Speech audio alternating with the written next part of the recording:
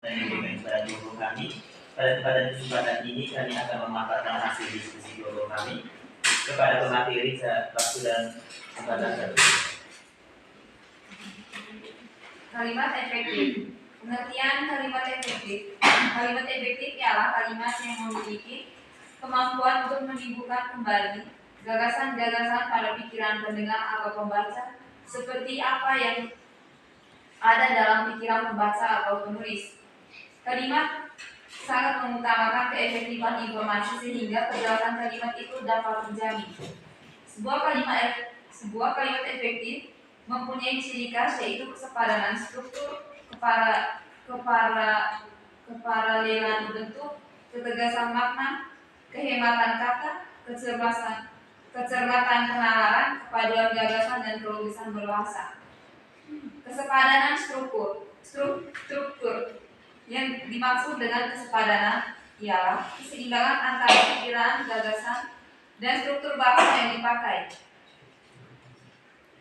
Kalimat ini mempunyai subjek dan predikat yang jelas. Ketidakkejelasan subjek atau predikat suatu kalimat tertentu saja membuat kalimat itu tidak efektif.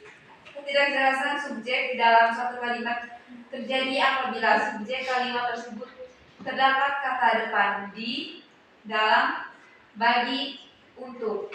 Contohnya, bagi semua mahasiswa perguruan tinggi itu harus membayar uang kuliah. Contoh yang salah. Dan contoh yang benarnya itu, semua mahasiswa perguruan tinggi itu harus membayar uang kuliah. Yang kedua, dalam kalimat ini tidak terdapat subjek yang ganda. Subjek yang ganda akan menunjukkan kalimat yang tidak terfokus. A. Penyusunan laporan itu saya dibantu oleh para dosen, itu yang salah. Dan contoh yang benar, dalam penyusunan laporan itu saya dibantu oleh para dosen, itu yang benar. Yang ketiga, kata penghubung intra kalimat yang dipakai pada kalimat tunggal. Kata hubung dipakai untuk membangun sebuah kalimat majemuk. Oleh sebab itu, kata hubung atau kata sambung tidak diperkirakan ada di dalam kalimat tunggal. Contohnya, kami datang agak terlambat sehingga kami tidak dapat mengikuti acara pertama. Itu yang salah. Perbaikan kalimat-kalimat itu dapat dilakukan dengan dua cara. Cara pertama, mengubah kalimat itu menjadi kalimat majemuk. Cara kedua, mengganti ungkapan penghubung antar kalimat sebagai berikut. Kami datang agak terlambat sehingga kami tidak dapat mengikuti acara pertama. Yang benar. Keparalelan. Yang dimaksud dengan keparalelan adalah kesamaan bentuk kata yang digunakan dalam kalimat itu. Artinya, kalau bentuk pertama menggunakan nomina, bentuk kedua dan juga seterusnya harus menggunakan nomina. Kalau bentuk pertama menggunakan verba, bentuk kedua juga menggunakan verba. Namanya ditulis dengan jelas di kertas segel atau pencantumannya di kertas khusus. Yang ketiga, ketegasan. Yang dimaksud dengan ketegasan atau penekanan ialah suatu perlakuan penonjolan pada ide pokok kalimat. Dalam sebuah kalimat ada ide yang perlu ditonjolkan. Contohnya, presiden mengharapkan agar rakyat membangun bangsa dan negara ini dengan kemampuan yang ada pada dirinya. Penekanannya adalah presiden mengharapkan. Yang keempat, kehematan. Yang dimaksud dengan kehematan dalam kalimat efektif adalah hemat mempergunakan kata, frasa, atau bentuk lain yang dianggap tidak perlu. Kehematan tidak berarti harus menghilangkan kata-kata yang dapat menambah kejelasan kalimat. Penghematan di sini mempunyai arti penghematan terhadap kata yang memang tidak diperlukan. Sejauh ini tidak menyalahi kaidah tata bahasa.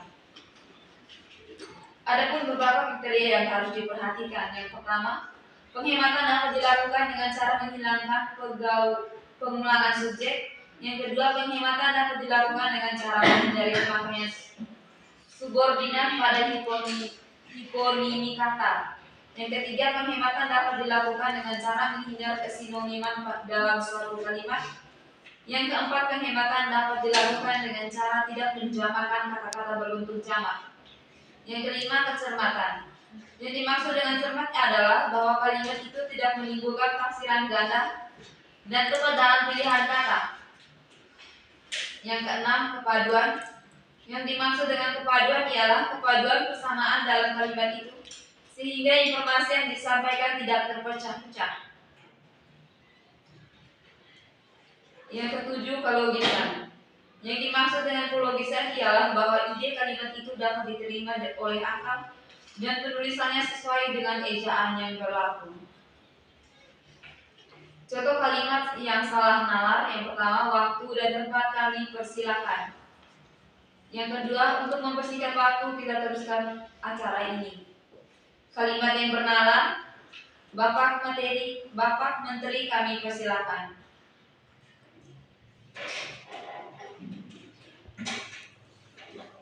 Sekian dan terima kasih. Baik, terima kasih kepada saudara pemateri yang sudah memaparkan materi. Seksi berikutnya saya buka di sisi tanya jawab kepada teman-teman yang ingin bertanya waktu dan tempat saja. Baik, terima kasih atas kesempatan yang diberikan kepada saya. Bagaimana cara mengetahui sebuah kalimat dikatakan efektif atau tidak? Bagaimana cara mengetahui sebuah kalimat dikatakan efektif atau tidak? Pertanyaan silakan. Baik, terima kasih. Saya akan berikan pertanyaan untuk kelompok 1. Apa fungsi dari kalimat efektif dalam kehidupan sehari-hari? Jelaskan dan berikan contoh nyata yang terjadi dalam kehidupan saudara. Sekian, terima kasih. Bunyi pertanyaan, apa yang menyebabkan sebuah kalimat dapat dikatakan sebagai kalimat efektif?